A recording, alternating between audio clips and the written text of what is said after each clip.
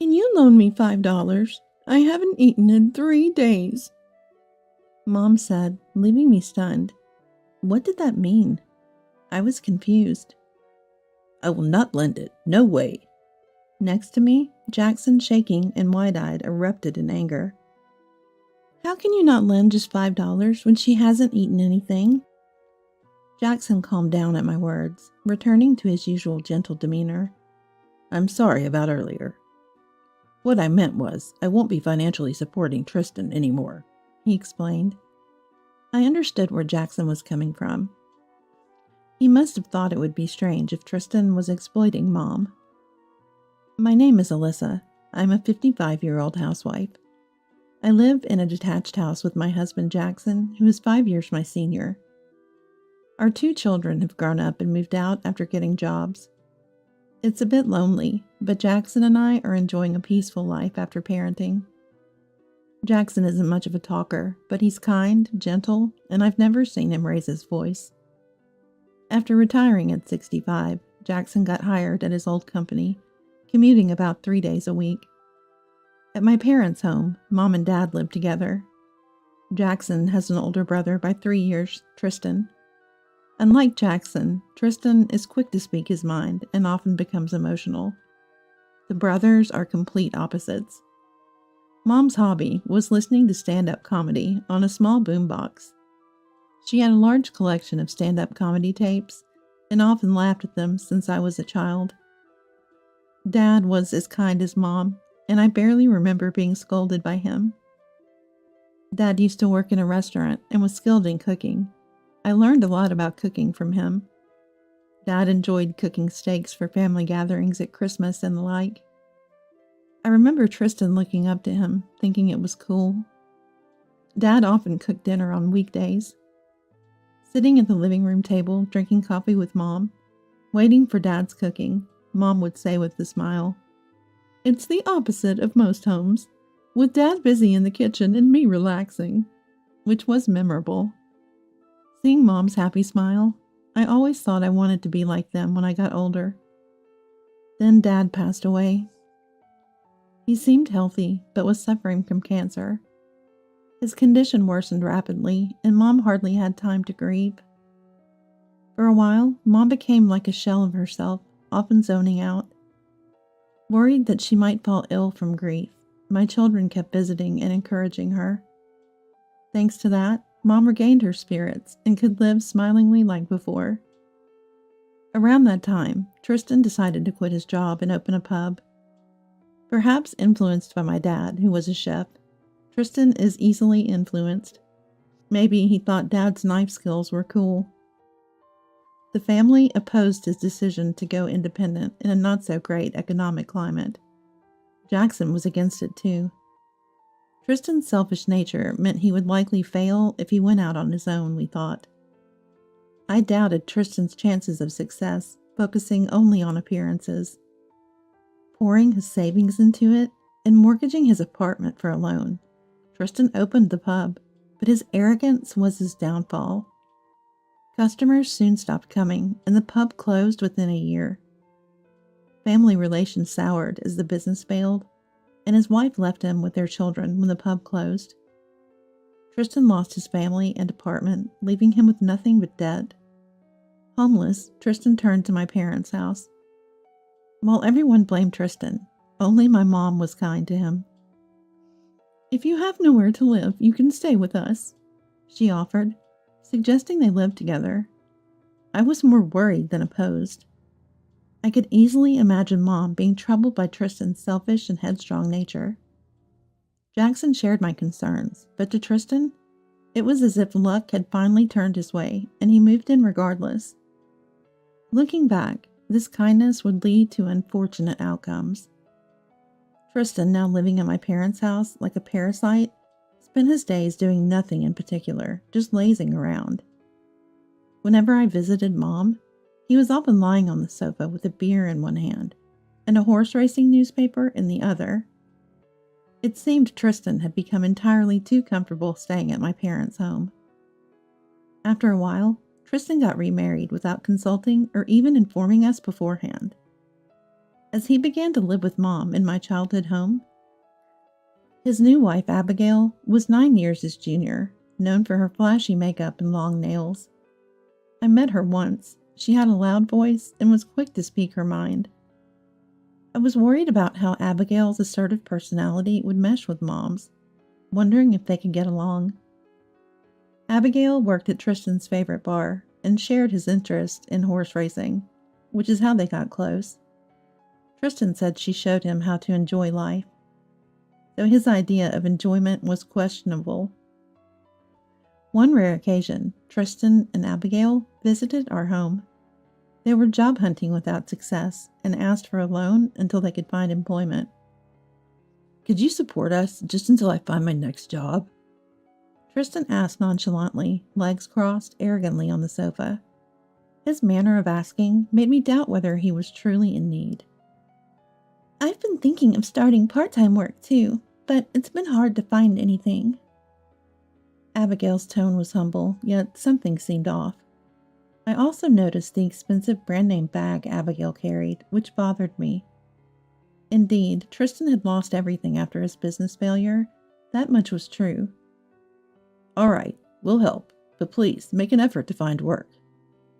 Jackson must have had his reservations, but decided to support Tristan, his only brother. Like Jackson, I too thought it was best to support Tristan. We decided to provide Tristan and his wife with $2,000 a month for living expenses, money we had saved for our retirement, choosing to give it without mentioning anything. I believed this bad situation wouldn't last forever. Jobs would be found, the need for financial support would end, and they might even start repaying us, I hoped. In hindsight, my optimism was perhaps too great.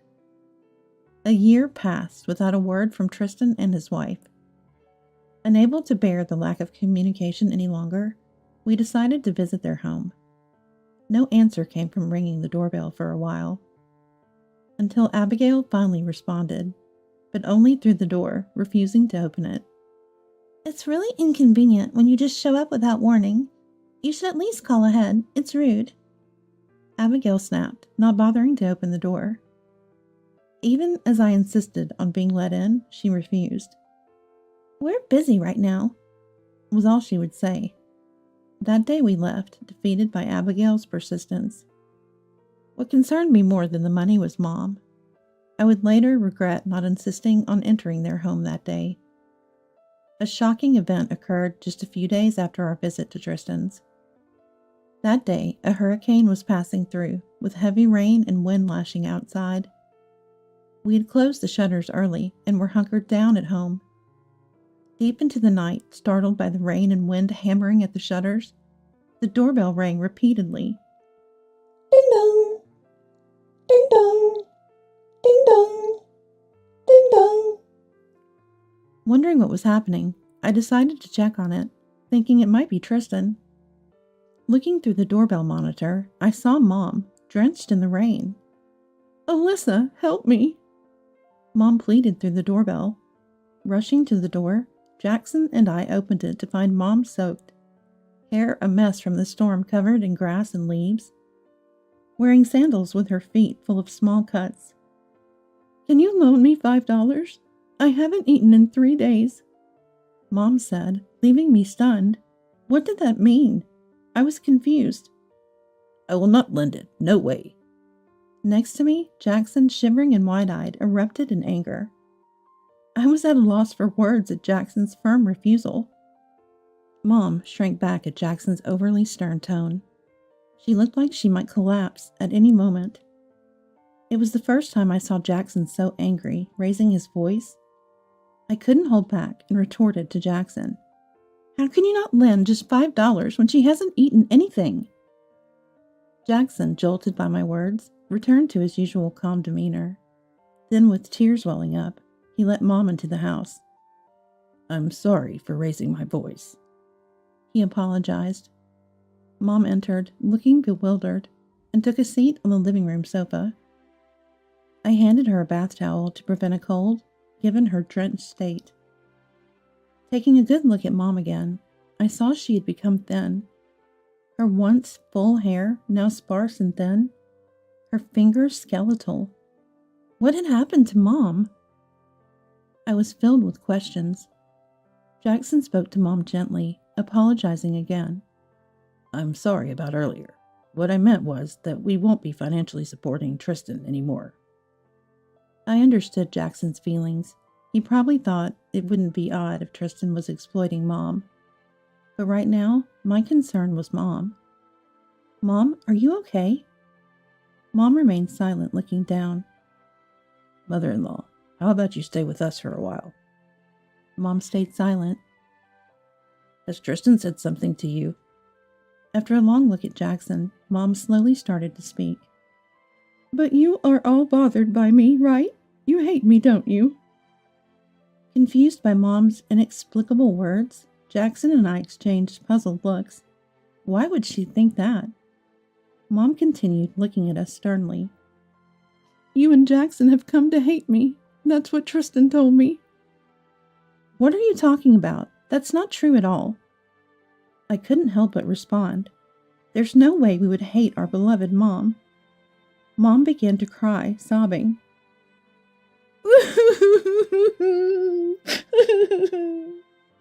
We've always loved you, Mom.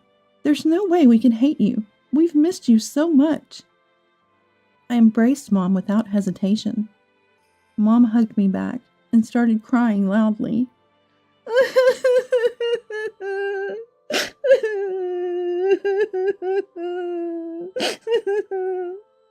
She talked about trying to leave the house in the middle of the night like a sleepwalker, wanting to see me. Since then, she was tied to the bed, unable to move. Not allowed to go to the bathroom. She was left with diapers by the bed. She was only untied for using the toilet, eating, and doing house chores. Mom's meals were limited to oatmeal, only twice a day. Tristan and Abigail constantly fed her lies about Jackson and me, claiming we had abandoned her, always hated her, piling up falsehoods. They would leave Mom restrained and not return, leaving her without food for 3 days. Unable to shower or use the toilet, she was forced to rely on diapers. Believing her life was at risk, Mom managed to free herself and escape. Hearing the shocking extent of her suffering, we were speechless. Such cruelty was beyond human. Were Tristan and his wife devils? All I felt was immense pity for Mom. Considering the distance, it would take an hour on foot under normal circumstances. Much longer for Mom, especially during a hurricane. The thought of her struggle to reach us brought me to tears. Don't worry, from now on, we'll protect you. Mom nodded repeatedly to these words, relieved. So what was all that Tristan and Abigail told you? It turns out everything they said was a lie. Mom looked shocked, never having doubted others or experienced such malice. A series of unbelievable events for Mom. Probably Tristan was counting on living here and targeting your old age pension. But don't worry, we'll take care of you, Mom. Mom, reassured by those words, smiled warmly. I made clam chowder for Mom, Dad's specialty. Mom murmured nostalgically. It brings back memories. Savoring it, Jackson, tears in his eyes, muttered to himself while looking at Mom. I'll never forgive Tristan and the others for putting you through this. When I asked Mom where Tristan and the others were, she mentioned they went to Kentucky for horse racing. It seems there's a big race tomorrow, so they probably won't return until then. Jackson and I began plotting our retaliation. The next morning, I prepared Dad's recipes for breakfast for Mom. Mom, who had lost her appetite, ate only a little, but commented, It's been a long time since I've had something this delicious. Seeing Mom eat with a smile made my heart ache even more. How could someone as kind and unsuspecting as Mom have gone through such hardship? After finishing her meal, Mom quietly started to speak. They said they didn't like my attitude. Too pretentious. They kicked me. I gasped in shock. How could anyone do something so terrible? My heart ached with sorrow for what Mom had endured, and tears spilled over. Mom tenderly wiped away my tears. Alyssa, I'm sorry for bringing this up. Mom looked down, apologetic. Mom, it's not your fault. We'll protect you from now on. You won't have to go through this ever again. Mom looked at me with a smile. I returned the smile to Mom. After breakfast and calming down, I took Mom, who had showered, to the hospital. The diagnosis revealed severe malnutrition and dehydration. Given her age, hospitalization was advised, so Mom was admitted for a few days.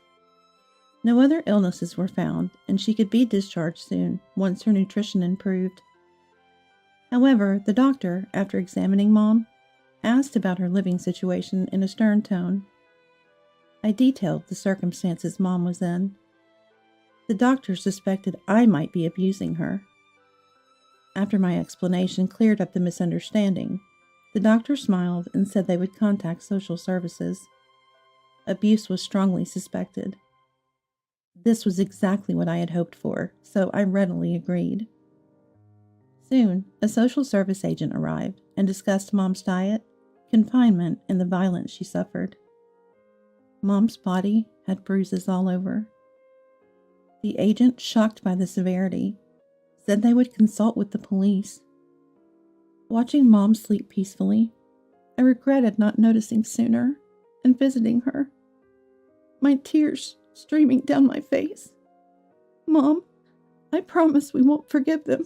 They will pay for this. I gripped my mom's frail hand tightly. Mom woke up and smiled at me. When you go to my house, please bring the boombox and the stand-up comedy tapes, all of them. Those were Mom's favorites. I nodded firmly. The next morning, Jackson and I headed to Tristan's family home. My anger surpassed my sadness. But Jackson was even angrier than I was. We thought no one was home when our doorbell presses went unanswered, so we were about to leave when a sleepy voice finally responded. Knowing Tristan and the others were inside, we used the key we had to open the front door and entered. Abigail, surprised to see us in the living room. "What are you two doing here all of a sudden?" exclaimed. When I confronted Abigail with, "What's wrong with the children visiting their parents' home?" she hesitated, saying, "Well, it's not that, but," trailing off. Looking around the house, it was overflowing with trash, and the smell of rotten food hit my nose. The floor felt sticky. "Such a mess. When do you ever clean up?" Jackson asked in astonishment. Tristan, lying on the sofa, clicked his tongue at us. "That old lady doesn't clean up," Tristan mumbled, to which Jackson sharply responded, "Hey, you had mother-in-law take care of even the trash." Jackson glared at him with piercing eyes. Tristan covered his mouth, realizing his mistake, and left the living room. Jackson hurled words at Tristan as he walked away. "Your breath smells like alcohol. Have you been drinking all night?" I took another look at Abigail. Abigail's hair was disheveled. Her shirt was stretched out at the neck, revealing her undershirt. Her makeup seemed not fully removed, with black smudges around her eyes. Noticing my scrutinizing gaze, Abigail, perhaps embarrassed, looked down with a sour expression. "When you visit someone's house, it's common courtesy to call ahead. It's annoying otherwise."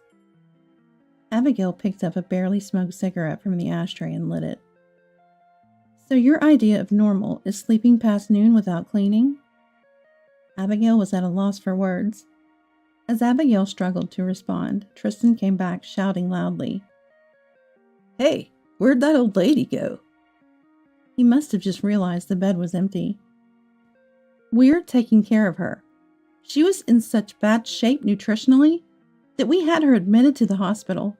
A little later, and it could have been life-threatening." I exaggerated a bit about Mom's condition. Tristan glared at Abigail. "That's what I said. You went too far." Abigail, fed up, retorted to Tristan, You're the one who said to tie her up because she's noisy at night. Besides, it's her fault for not helping out around the house, even though we feed her. Listening to them start insulting each other, I felt an unbearable anger. Mom hadn't eaten for 3 days, and she had no money at all. It's too much. It can't be helped. Tristan doesn't work, so we have no income. We're saving money. Yet Tristan and Abigail looked well-fed and had healthy complexions with fat around their bellies. Despite that, you two are fat and look healthy. And where have you been these past few days? Wherever we want to be. Abigail turned sullen and evasive. Jackson picked up a horse racing newspaper nearby and threw it at Tristan. You were at the horse races in Kentucky. We already know. Tristan scratched his head, looking uncomfortable. Well, that's, Seeing Tristan and Abigail's unrepentant, parasitic way of life, stealing from others, filled me with anger and tears. While Mom was wasting away, you two didn't work, living off the money we sent and Mom's old age pension, going out and about. Jackson, too, must have been furious, raising his voice to denounce Tristan. You didn't even provide mother-in-law with proper meals, tying her to the bed at night. According to Mom, Tristan and Abigail had been living a slothful life, squandering the money Jackson sent and Mom's old age pension on drinking, gambling at horse races and casinos. Where's your proof? The old lady must be making it all up. Abigail came at us aggressively. Is this Abigail's true nature? Reluctantly, I decided to present the evidence. I brought the boombox Mom cherished from the bed she had been sleeping in to the living room. In the living room, I inserted a stand-up comedy cassette tape into the boombox. Why? How does stand-up comedy prove anything? Gonna teach us a lesson, comedian? Tristan and Abigail looked at me with a sneering smile. I pressed the play button regardless. Just tie her up. We're going to make a killing at the horse races in Kentucky, so behave. See, if you don't behave, you'll hurt like last time. When we get back, tell us where the banking card and seal are. Really? Can't find it anywhere. Where did you hide it? What came out of the boombox wasn't stand-up comedy, but an audio recording of Tristan and Abigail abusing Mom. Mom had recorded the abuse over the stand-up comedy tapes. That's why she wanted them brought to her. Hearing this recording, Tristan and Abigail collapsed to their knees, as if all strength had left them. Was this what Tristan called the joy of life? Mom has become so thin, almost just skin and bones, all because of you two. We don't know anything about that, Abigail shouted back at us loudly. As Jackson and I looked down on Tristan and Abigail, the doorbell rang. Ding dong! They're here. I headed to the door. I returned to the living room with the police and a social services officer. Faced with the unexpected visitors, Tristan and Abigail looked shocked. The social services officer showed Tristan and Abigail the hospital's diagnostic report and the doctor's opinion. The police went to check the bed. You've committed a serious crime. You'll be paying for it from now on. Let the police thoroughly investigate and see for yourself how terrible the things you've done are. We also handed over the cassette tape that recorded the abuse to the police. Tristan and Abigail will be judged for their crimes accordingly. Jackson spoke to Tristan. We won't be sending money anymore. We're cutting ties with you. This house belongs to Mom. We're going to sell it. Don't come back here. Suddenly, Tristan bowed deeply. Perhaps he finally realized his situation. Alyssa, if we lose this house, we'll have nowhere to live. I'll really look for a job this time. Please forgive us. Abigail also bowed deeply. I'll take care of mother-in-law too. Please forgive us. Now that they found themselves in a desperate situation, their attitude became completely opposite, calmly apologizing. It's too late. We can't trust you two anymore. Please, just this once, forgive us. This one time. How long will they keep saying just this time? Do they think we'll relent? You will pay for your crimes no matter what. Don't ever contact us again. Jackson pulled out a debit card from the box containing the cassette tapes.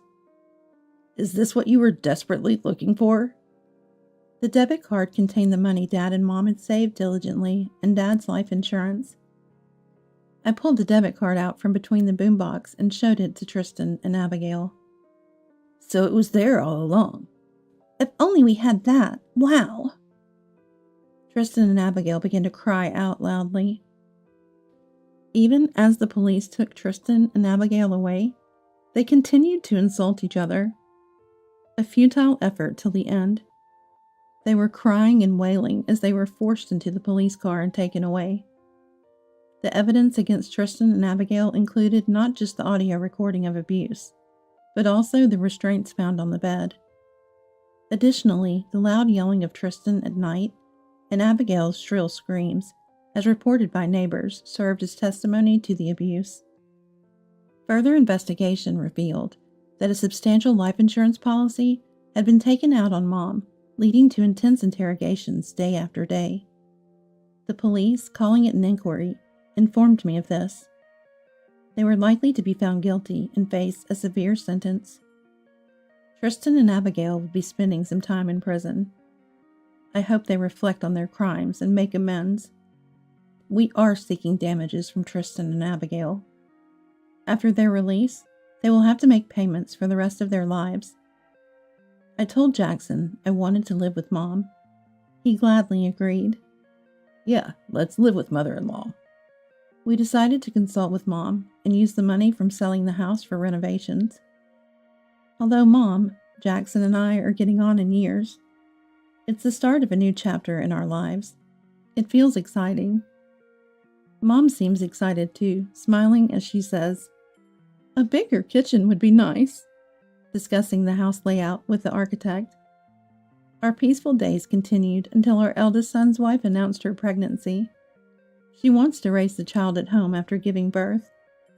Her parents are on an overseas assignment, so they've turned to us for support. For me, it's my first grandchild, and for Mom, her first great-grandchild. So our quiet days will be put on hold for a while as we embark on these busy days ahead. Someday, I want to ask Mom, do you think Jackson and I have become a couple like you and Dad?